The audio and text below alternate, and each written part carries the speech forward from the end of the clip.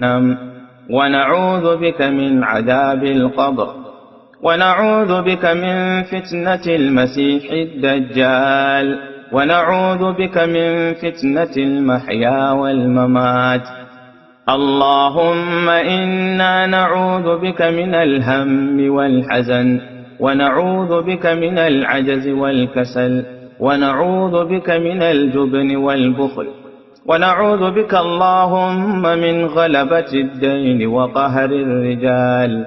اللهم إنا نعوذ برضاك من سخطك، وبمعافاتك من عقوبتك، وبك منك لا نحصي ثناء عليك، أنت كما أثنيت على نفسك.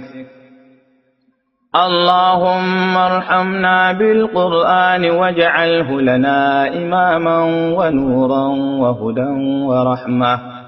اللهم ذكرنا منه ما نسينا، وعلمنا منه ما جهلنا، وارزقنا تلاوته آناء الليل وأطراف النهار، واجعله لنا حجة يا رب العالمين. اللهم اجعل خير عمرنا آخرة، وخير عملنا خواتمة، وخير أيامنا يوم نلقاك فيه.